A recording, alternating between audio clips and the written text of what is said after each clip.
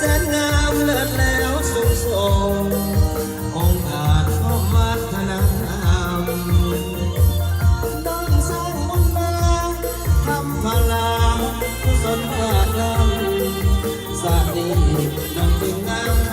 ำสวยเลิศล้ำยิ่งกว่ายันทายังครั้งหนึ่งก็ขอลืมลงคิดว่าคงได้หาความรักกันโลดหากน้องตาดีก็ขอให้ดีหากน้องเข้ามาจะเสด็จสู่บูชาขอน้องแก้วตาหากข้าเกิด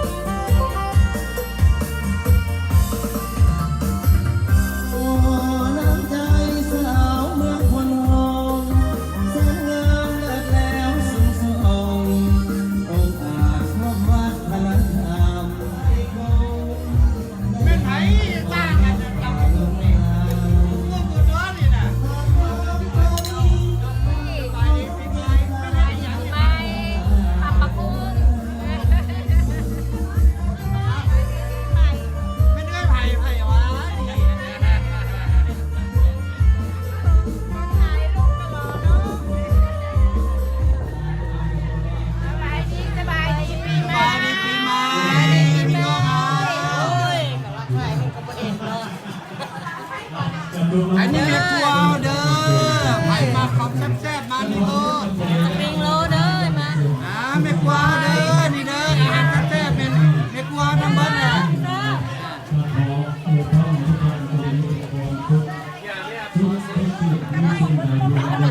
ข้าวแซ่บๆเป็นไผ่เนาะเป็นเฮ็ดนี่เนาะเม็ดกัวบ้านไหนนี่ไม่กลัวล่วงบาเม็ดกัวมาจากล่วงเข้ามานี่เด็กไข่มีอย่างบ่สบายดีปีใหม่สบายดีปีใหม่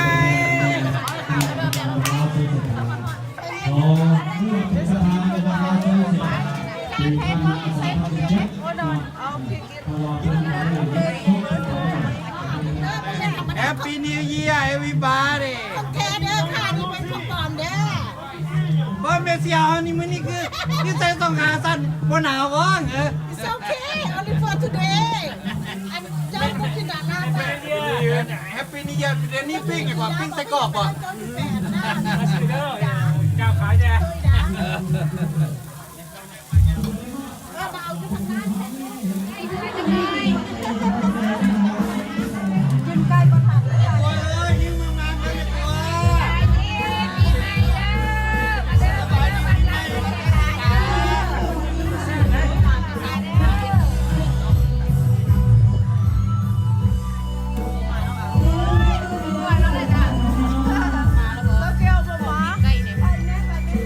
เม็ดกัวไม่ได้พูดงาม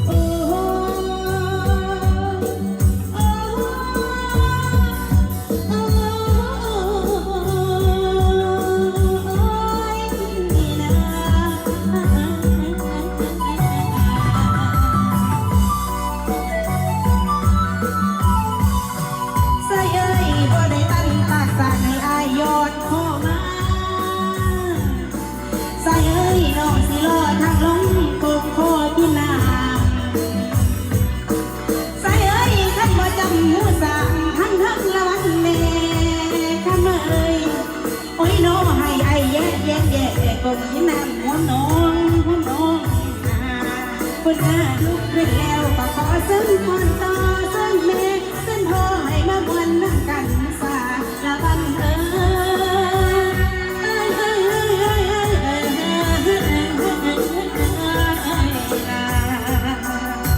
ลูกคอมาหลายวันนี้ใส่หนาว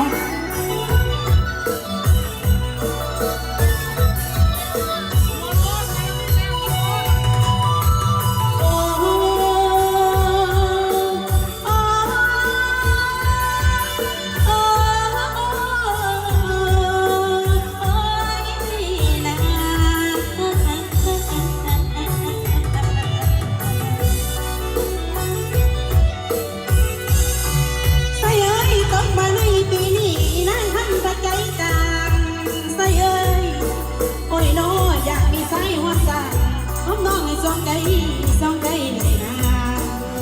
แขนเดียวสารวัตรแขนเดียวเร็วปากขาเดียวน้ำเล่ขาเดียวสารวัตรขาเดียวสารวัตรขาเดียวแล้วก็ขอเส้นต้นต่อเส้นแม่เส้นพ่อให้มามวนนั่งกันสารวัตร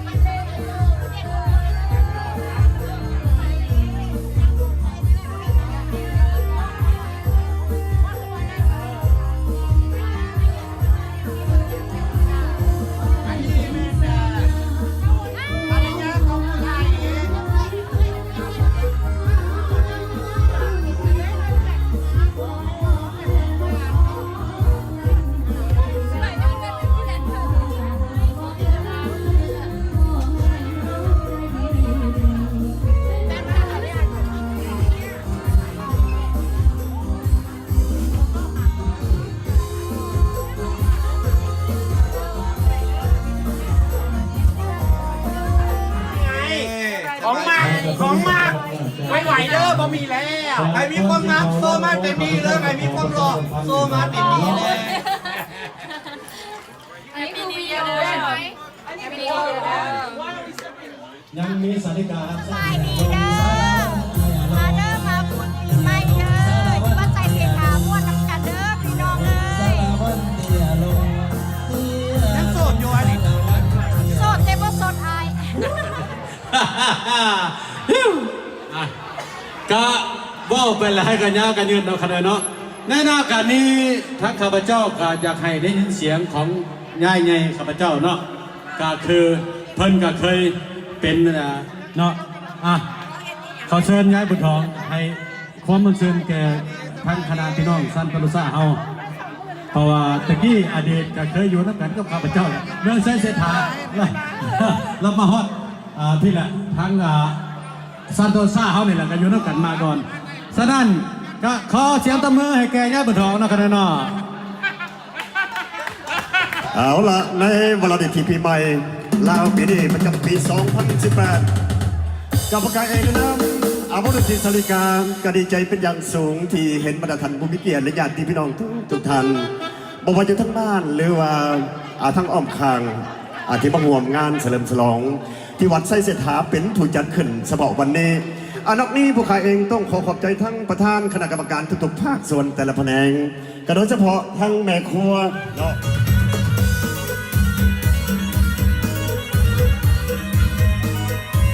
ผู้ใดที่อยากเอามาโซ่เด้อเดี๋ยวดีกันเนี่ย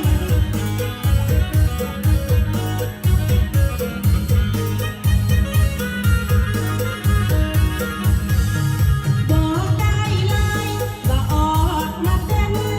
บริเวณหน้าห้างหมอลำได้ฟังเสียงผู้นำมาประจำผู้นำความมวลขอเชิญชวนออกมาเต้นกันสุขสันต์สรรเสริญ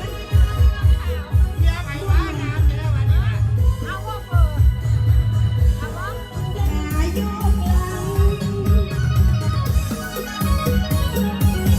ความหวังหัวใจเกินร้อยอย่าถอยหัวย่อยยับอย่างไรออกหลังออกหัวออกหน้าน้ำตาย่อยอย่ามาเลยนี่แหละเปิดเผยผู้นำขบวนแล้วขอเชิญชวนออกมาเป็นออกมาตะเลนตะเลนตะเลนตะเลน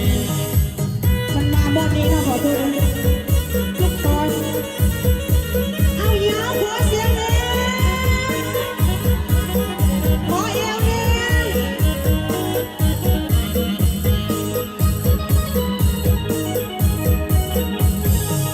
บอกได้เลยว่าออกมาเต้นบริเวณหน้าห้างหมอลำตั้งใจฟังเสียงได้ฟังเสียงผู้น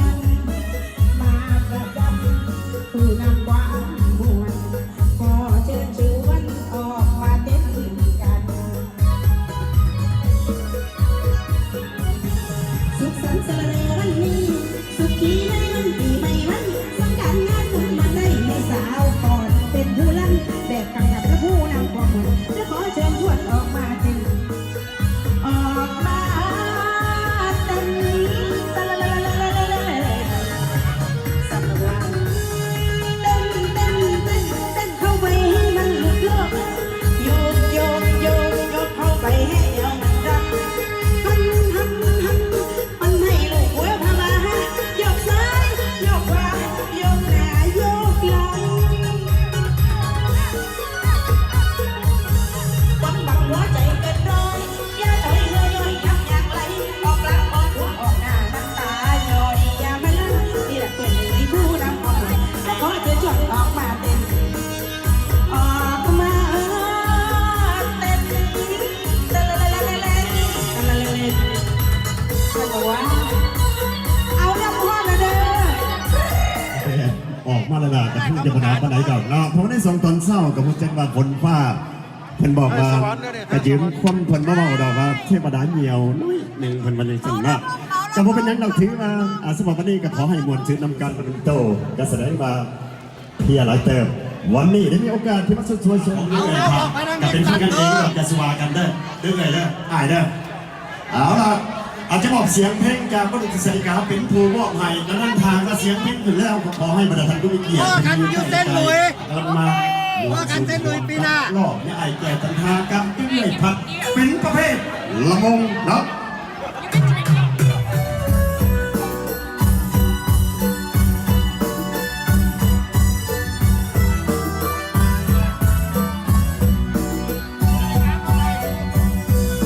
โอ้น้องน้องขอส่ง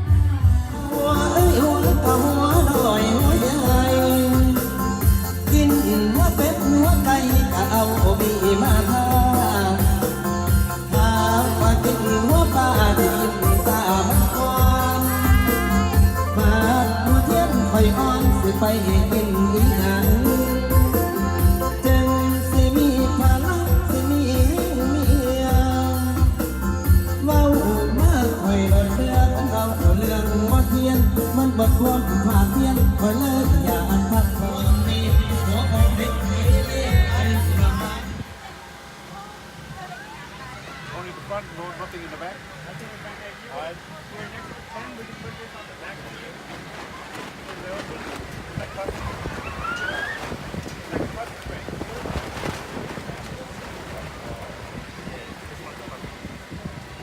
For an extra 10, yeah. Put it in the back. That'd be 40, yeah.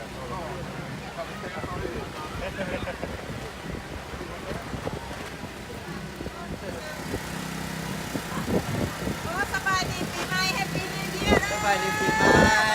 ไม่มีขายของอีกแล้วเนาะ ก็มีส้มกระแดก เขาเข้าร้านเบิร์ดตัวนี่น่ะ ส้มกระแดกแก้วกระแดกมีครบหมดเด้อ พี่น้องเอาเซินเด้อ มาเด้อมื้อวันเจอกันเด้อ สบายดีปีใหม่พวกเขานี่ก็ปลาแห้งเบิดเลยเนาะนี่เนาะ ปลายางนะtrout how much is that ปลาแห้งไข่ลูกวันนี้น่ะ ไข่น้ำหัวเส้นไข่$10ลูกกันน้ำดองหัวมีหัวเชียงไข่นะแม่นบ่พี่น้องสนใจบ่ได้มื้อนี้กับมื้ออื่นแม่นบ่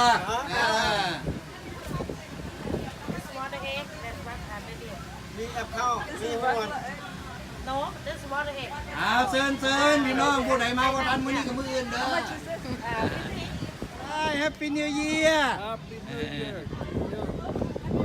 ป้าสองคู่นี่กับพี่ลึกเด้อกูดครับโบใครสนใจเสื้อนั่นน่ะคุณลาเขาก็มีเด้อปีใหม่สบายดีปีใหม่เสื้อผ้าลาเขาก็มีบริการ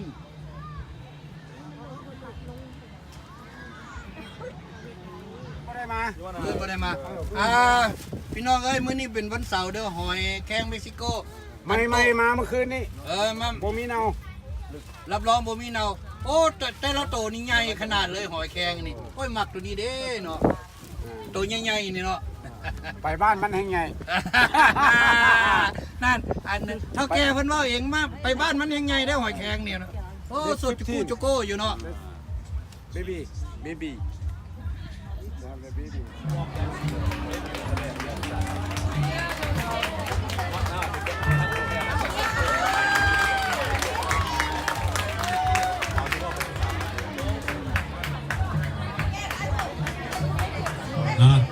ก็ขอบใจเนาะคณะเนาะขอบใจหลายๆ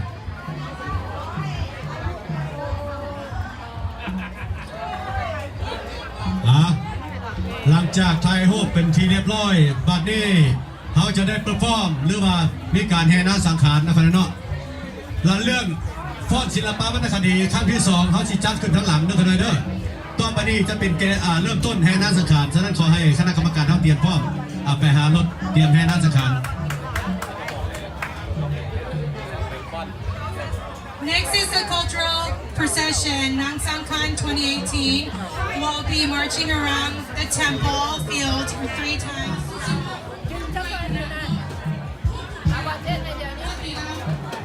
ก็จะแห่น้ำสังหารแล้ว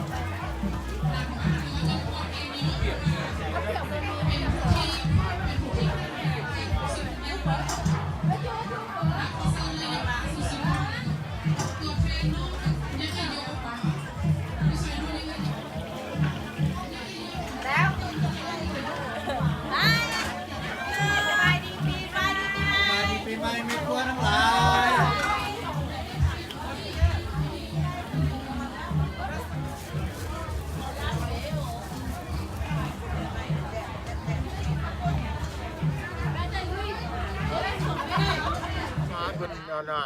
คนมาเอาสังสรรค์ปีใหม่เอาเสร็จมาคณะกรรมการ มาแต่ละสกาอันนั้นที่นี่เขาพวกเขามาฉลองปีใหม่เป็นบ่ แม่นแล้วเขามาได้นี่กูนูมีปีมาตกอยู่ โซมื้อนี้อายเฮาเอามาเด้มื้อนี้เนี่ยของนี่กินนี่ขึ้นบ่ยอมลงบ่นี่ นั่นพอแล้วขึ้นบ่ลงมันก็ไปเลยเท่านั้นเลยพากันเมืองแล้ววะนี่ มา โดมหน้ามาลองโดมไม่อ่าน